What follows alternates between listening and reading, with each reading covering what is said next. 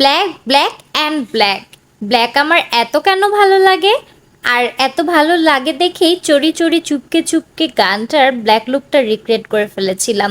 তবে সেরকমভাবে black dress তো আর পরতে পারবো না আমরা, তাই নিজের মতো করে কিছুটা ক্রিয়েট করে নিয়েছিলাম। আর এই লুকটা দেখে কেউ তো আমাকে গরিবের প্রীতি জিন্তাই বানিয়ে দিয়েছে। ভাই, আমার এসব নায়িকা টাইকা হওয়ার ইচ্ছা নাই। আমি জীবনে একজন সফল কন্টেন্ট ক্রিয়েটর হতে চাই, এটা হতে পারলেই বাঁচি। সো হেই বিউটিফুল পিপল, আসসালামু আলাইকুম। আমি আবার নতুন একটা ভিডিও নিয়ে চলে আসছি। আজকে এই শাড়িটাতে আমাকে কেমন লাগছে একটু বলো তো। এটাকে না বেসিক্যালি কাপড় বলে, যেটায় প্রচুর মার ইউজ করা হয় আর পরলে মোটা দেখা যায়। সো লেটস সে কিভাবে আমি ব্ল্যাক ড্রেসটা রিক্রিয়েট করেছিলাম। এই যে গাউনটা দেখছো, এটা একটা শর্ট গাউন, এটার অনেক ঘের আছে আর এটা হচ্ছে নিচের পার্ট, সেটাই আমি আগে পরে নিয়েছিলাম ওই ব্ল্যাক ড্রেসটা ক্রিয়েট করার জন্য। বলে রাখা ভালো, এটা ক্রিয়েট করতে গিয়ে আমার সেলাই মেশিনের কোনো প্রয়োজনই পড়েনি। সো এই যে ওড়নাটা দেখতে পাচ্ছ, এটাকে আমি প্রথমে ভাঁজ করে নিয়ে সেই গাউনটা আগে পরে নিয়েছিলাম, তার ওপর এই ওড়নাটা জাস্ট এইভাবে নিয়ে নিয়েছিলাম। বোঝোই তো আমরা মুসলিম, তার উপর বাঙালি, আমাদের পক্ষে ওভাবে করে ড্রেস পরা কখনোই পসিবল না। সো যতটুকু সম্ভব আমি শালীনতা বজায় রাখার চেষ্টা করেছিলাম।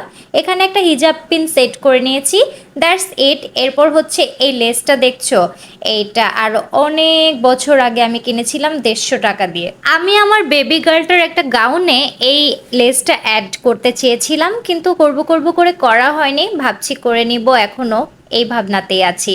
যাই হোক, এইটা আমার হাতের কাছে ছিল, সো এইটা উপরে আমি জাস্ট এইভাবে অ্যাড করে নিয়েছিলাম একটু সুন্দর দেখানোর জন্য আর কি। হিজাব পিন দিয়ে এই লেসটাও আমি অ্যাড করে নিয়েছি, সো আমার স্টিচিং এর কোনো ঝামেলাতেই যেতে হয়নি। যেহেতু এই গাউনটা আমি আরো অন্যান্য লুক ক্রিয়েট করতেও ইউজ করব, আরো অনেক পরার বাকি আছে। একটা ড্রেস তো আর একবার পরে ফেলে দেওয়ার জন্য মানুষ বানায় না।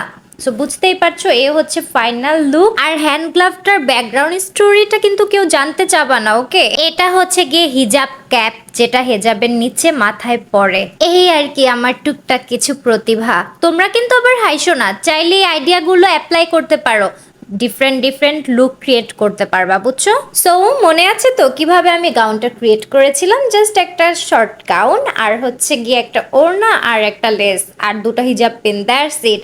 আর গলায় ম্যাচিং করে একটা ব্ল্যাক কালারের মালা ইউজ করেছিলাম, যেটা আমি আবার টায়রাও বানিয়ে নিয়েছি এক কালারে। মনে আছে সেটার কথা?